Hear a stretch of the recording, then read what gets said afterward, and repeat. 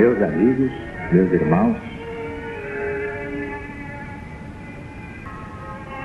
o Centro Espiritual Universalista, o CEL da LBV, unifica neste final de ciclo todos os ensinamentos de Jesus em espírito e verdade, mas à luz do novo mandamento.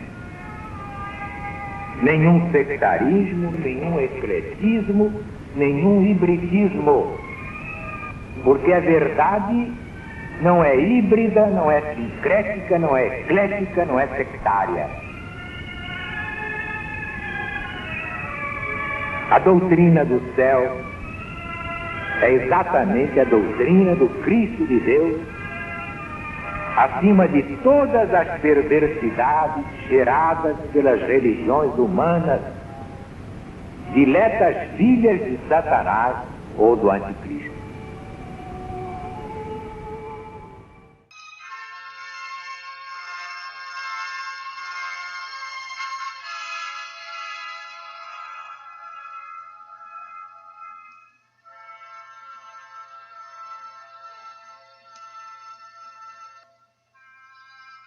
Doutrina do céu, Espírito da verdade.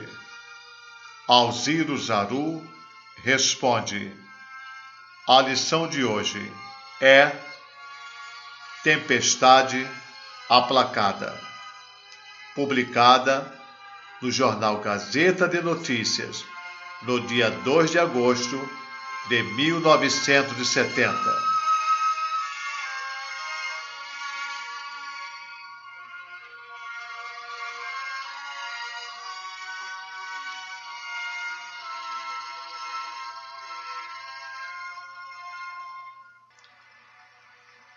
A existência do céu da LBV é segurança total para todos.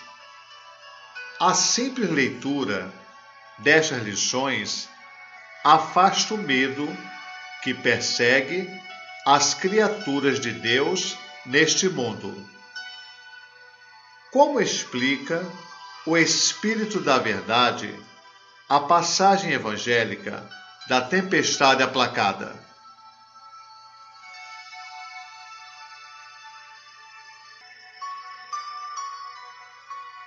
Harmonizemos primeiro Mateus capítulo 7, versículos 23 a 27, Marcos capítulo 4, versículos 35 a 41 e Lucas capítulo 8, versículos 22 a 25. Mateus. Jesus tomou em seguida a barca, seguido pelos discípulos. E eis que se levantou no mar uma tempestade tão grande que as ondas cobriam a barca. Ele, entretanto, dormia. Os discípulos, então, se aproximaram dele e o despertaram, dizendo: Senhor, salva-nos, pois vamos morrer. Jesus lhes respondeu: Por que temeis, homens sem fé?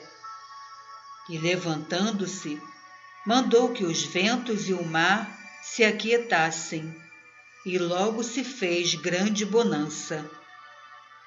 Os homens, cheios de admiração, diziam: Quem é este, a cujas ordens o mar e os ventos obedecem?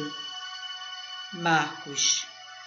Nesse dia, ao cair da tarde, Jesus lhes disse: Passemos para outra margem. E, despedida a multidão, levaram consigo Jesus na barca onde ele se achava. Outras barcas o seguiam. Levantou-se grande ventania que, atirando as vagas sobre a barca, a enchiam d'água. Jesus, que se achava à popa, dormia reclinado num travesseiro. Eles o acordaram, dizendo-lhe: Mestre, não se te dá que pereçamos? Jesus, levantando-se, falou ao vento e ao mar, dizendo: Cala-te, emudece. O vento cessou e logo reinou grande calma. Então lhes disse: Por que temeis? Ainda não tendes fé? E todos, cheios de temor, diziam uns aos outros: Quem julgas ser este a quem o mar e os ventos obedecem? Lucas. Certo dia, tendo entrado numa barca com os discípulos, Jesus lhes disse: Passemos para a outra margem do lago. E partiram. Enquanto faziam a travessia, ele adormeceu e grande ventania se desencadeou sobre o lago, enchendo d'água a barca e pondo a todos em perigo. Os discípulos se acercaram dele e, despertando-o, disseram: Mestre, sossobramos. Jesus, levantando-se, falou ameaçadoramente ao vento e às ondas agitadas. Tudo logo cessou e reinou grande calma. Então Jesus lhes perguntou: Onde está a vossa fé? Eles, porém, cheios de temor e admiração, perguntavam uns aos outros: Quem será este que dá ordens aos ventos e às ondas e é obedecido? Jesus, vós o sabeis, não estava sujeito ao sono nem a nenhuma outra necessidade da existência humana. Para os homens ele adormecera e tiveram de o despertar. Na realidade, porém, apenas quis, pela demonstração do seu poder sobre os elementos, ferir a imaginação dos discípulos e desenvolver-lhes a fé.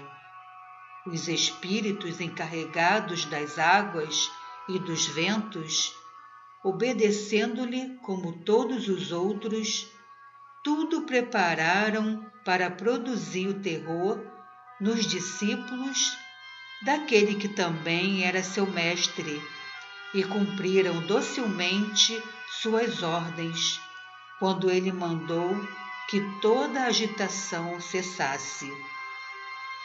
A explicação dos meios pelos quais os espíritos prepostos produziram a tempestade e a fizeram cessar ainda estão muito acima do alcance das inteligências humanas. Cada reino da natureza está submetido à direção de espíritos especiais, e cada um opera empregando os meios que o Senhor lhe facultou. A produção de tais efeitos, de tais sucessos, tem sempre por base a ação do espírito sobre os fluidos. O choque destes contribui para que sintais a influência dos ventos. A ação magnética exercida sobre as massas de água as levanta, e diminuída essa atração, a calma se restabelece. Nenhuma vaga do oceano está submetida à ação de um espírito encarregado de a mover, como se fosse um brinquedo de criança. Os espíritos prepostos a tais efeitos concentram os fluidos atrativos nos pontos em que deverá desencadear-se a tempestade. Tudo para nós tem uma causa explicativa. Muitas coisas, entretanto, ainda têm de conservar-se obscuras para vós. Contentai-vos com o pouco que vos podemos dar, de acordo com o estado das vossas inteligências. Tratai de obter mais pelo estudo, pela observação, pelo trabalho, executados com desinteresse, humildade de espírito e de coração, com muito amor, muita fé e desejo de progredir. Os encarregados das águas e dos ventos, como os outros espíritos especiais, a cuja direção está subordinado cada um dos reinos da natureza, são espíritos purificados, desempenhando missão. E para desempenhá-la, empregam como lhes apraz os que lhes são inferiores, quando o concurso destes se faz necessário.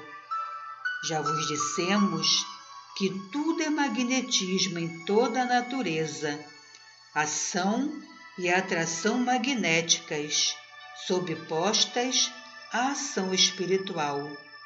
E Deus não concede seus poderes senão àqueles que os mereceram. O Senhor não confia a aplicação e a execução das leis que estabeleceu desde toda a eternidade para a regência da vida e da harmonia universais, para a realização de seus desígnios e da sua providência, senão aos espíritos que ele sabe serem capazes e dignos desse encargo.